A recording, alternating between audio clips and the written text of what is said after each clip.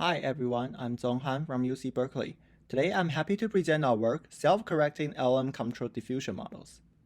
Let's dive into the world of pixels with two examples from DALL-E 3. As you can see, while DALL-E 3 excels in crafting high-fidelity images, it often struggles with counting or maintaining spatial relationships. Observing these models neither perform self-checks nor self-correction before finalizing work. In this work, we aim to equip diffusion models with self-correction capabilities.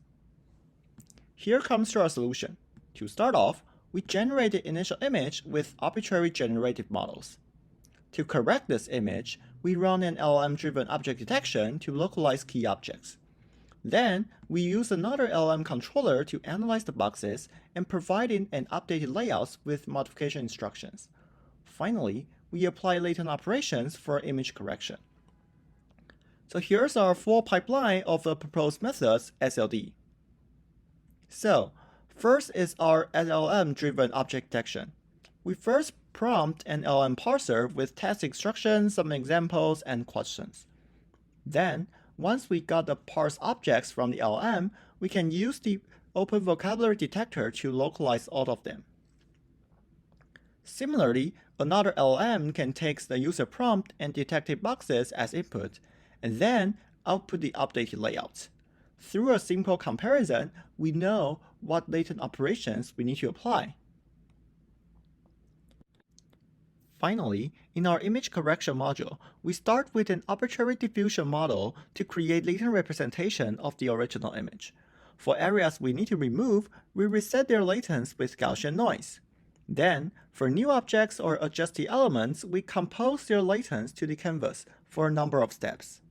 Finally, through a reverse diffusion process, we then transfer these updated latents back into the refined image, finishing the correction. Note that these operations are totally training-free. So an interesting thing to discuss is that when to stop these operations.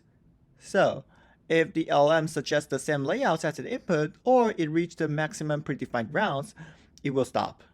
But in general, we found that one round correction can already produce huge improvement. Here comes to our experimental results.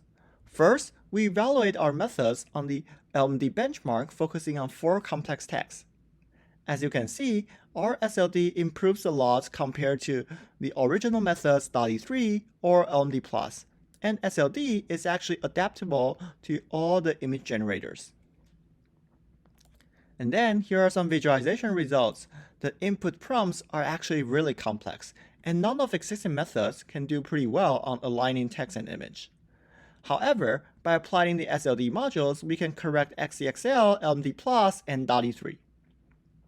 And here's the second visualization results. We also did a pretty well job. We also want to highlight that SLD actually unifies image generation and editing. So, here's the input. We input the model with the image and the edited instructions with original scene descriptions. And then, as you can see, SLD proposes much better compared to existing methods like instruct pixel pix and diff edit, especially local editing and fine-grained editing. So here are also some visualization results. Here's the original image. We can do addition, deletion, attribute modification, or object swapping, resizing, moving. Here's another pair of visualization results. So the final thing we want to discuss is that should we use detector plus LLM, or we can directly swap it with the GPT-4v only. Recall this example. So if we use our SLD modules, our LLM-driven detection modules can actually detect all the things and then resulting in a very great corrected image. On the other hand, if we use GPT-4v, the detection results was pretty bad, resulting in a really bad corrected images. But it would be interesting to see how we can integrate these two modules together as a future work. So in summary, in this work, we propose the first self-correction modules, SLD. It unifies image generation and editing and shows very great compatibility to existing image generator without additional training or data. So, thanks for listening.